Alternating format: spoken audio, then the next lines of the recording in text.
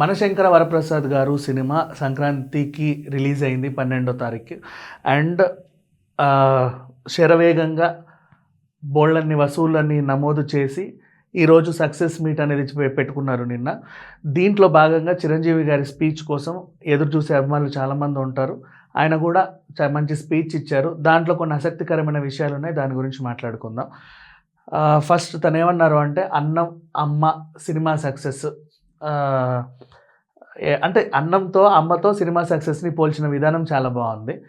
And next అలాగే casting couch గురించి మాట్లాడాడు. అది చాలామందిని ఆలోచింపజేయాల్సిన విషయం. నిజంగా చెప్పాలి అంటే ఇండస్ట్రీలో క్యాస్టింగ్ కౌచ్ ఉంది అని చాలామంది చాలా ఇంటర్వ్యూలలో ఎప్పటి నుంచో చెప్తా వస్తూనే ఉన్నారు. పెద్ద ఎత్తున దీన్ని తీసుకెళ్ళిందంటే శ్రీరెడ్డి ఇన్సిడెంట్. తర్వాత కొంతమంది అబ్బాయిలు కూడా బయటకు వచ్చి ఇండస్ట్రీలో అమ్మాయిలనే కాదు అబ్బాయిల్ని కూడా క్యాస్టింగ్ కౌచ్ గురవుతారని చెప్పడం జరిగింది. ఇట్లా ఈ క్యాస్టింగ్ కౌచ్ అనే అంశాన్ని బయట కూడా ఉన్నాయి కాదనలేము. ఇప్పుడు ఫర్ ఎగ్జాంపుల్ అదేంటిది, నువ్వు నాకు అన్నిటికీ అనుకూలంగా ఉంటేనే నీకు జాబ్ ఇస్తా, నువ్వు అన్నిటికీ అనుకూలంగా ఉంటేనే నేను అక్కడ పెడతా, ఇది చేసుకుంటా అది చేసుకుంటా అనేవి కూడా చాలా ఉన్నాయి. ఇండస్ట్రీ అనే కాదు, కాకపోతే సినిమా అనేది ఒక రంగుల ప్రపంచం కాబట్టి సినిమా ఆర్టిస్టుల గురించి ఏం చెప్పినా వీళ్ళ ఇంటర్వ్యూలు ఎక్కువ వైరల్ అవుతాయి కాబట్టి ఈ క్యాస్టింగ్ కౌచ్ అనే పదం కూడా సినిమాలోనే ఎక్కువ ఉంటుంది అని జనాల్లో బాగా నానిపోయింది. సరే వాట్ ఎవర్. ఇప్పుడు చిరంజీవి గారి అభిప్రాయం ఏంటంటే, క్యాస్టింగ్ కౌచ్ అనేది ఇండస్ట్రీలో చాలామంది మాట్లాడుతూ ఉంటారు.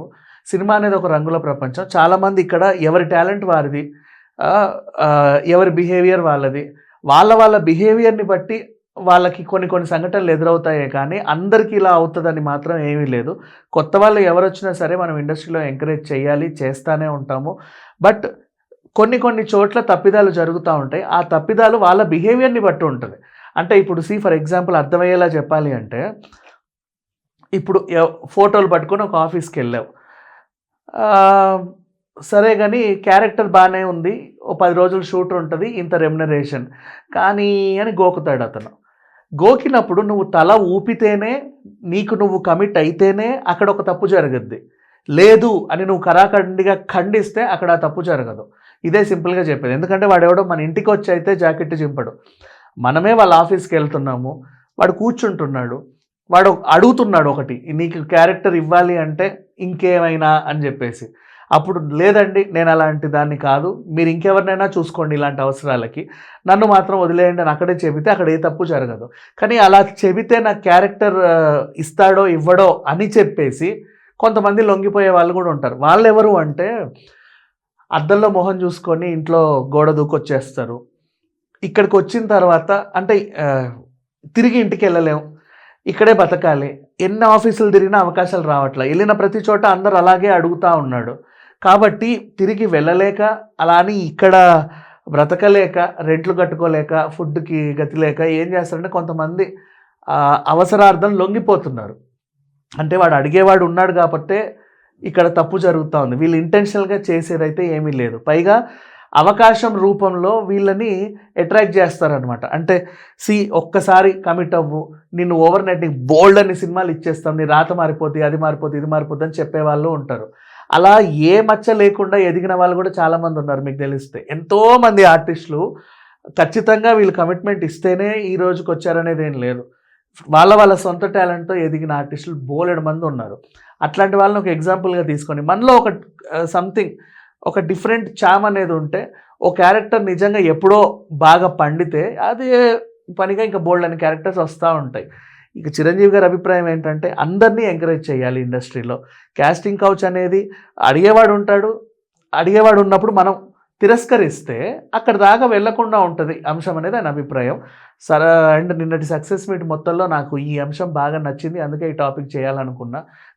ఎందుకంటే కొన్ని అంశాలు, ఇప్పుడు ఫర్ ఎగ్జాంపుల్ భగవత్ కేసరిలో ఒక చిన్న పాపను ఉద్దేశించి ఒక డైలాగ్ ఉంటుంది బాలయ్య గారు చెప్తే, అంత పెద్ద హీరో చెప్పాడు కాబట్టి బలంగా వెళ్ళింది జనాల్లోకి.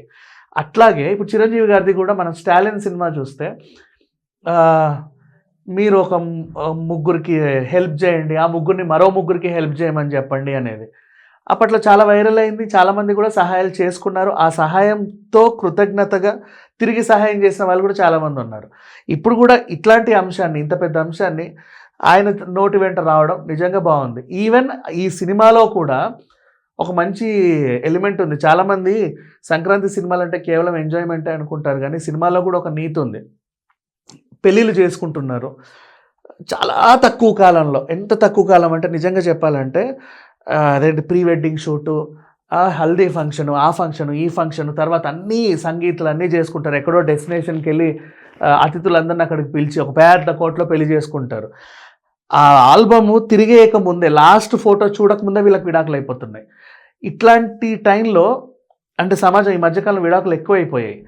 వాళ్ళని కలిపేలా ట్రై చేయాలి. కొడుకు కోడలైనా, లేకపోతే కూతురు అల్లుడైనా పెద్దవాళ్ళు కూర్చోబెట్టి వాళ్ళతో మాట్లాడించి ఇలా కాదమ్మా ఇలా చేయండి, మీరు కలిసి ఉండాలని చెప్పాలి. కానీ కొంతమంది సమాజంలో ఎలా ఉంటారంటే పేరెంట్సే అదేంటిది వాళ్ళ కాపురాల్లో నిప్పులు పోస్తూ ఉంటారు. ఇట్లాంటి ఎలిమెంట్ని ఎంచుకున్నాడనమాట సబ్జెక్ట్ అనిల్ రావిపూడి.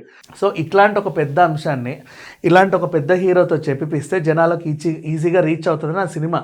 అలాగే ఈ సినిమా సక్సెస్ మీట్లో కూడా ఈయన చెప్పినటువంటి ఒక మంచి మెసేజ్ ఏదైతే ఉందో నీట్గా చాలామందికి రీచ్ అవుతుంది. అండ్ బోల్డ్ అంతమంది కూడా ఓహో ఇండస్ట్రీ అంటే అదే కాదు, ఇలా కూడా ఉంటుంది, మనము లొంగకున్నా కూడా ఎదగొచ్చు అని వాళ్ళల్లో కూడా ఒక ఆత్మస్థైర్యాన్ని నింపేలాగా ఉందన్నమాట ఈ స్పీచ్. నిజంగా చాలా బాగుంది. Thank you so much.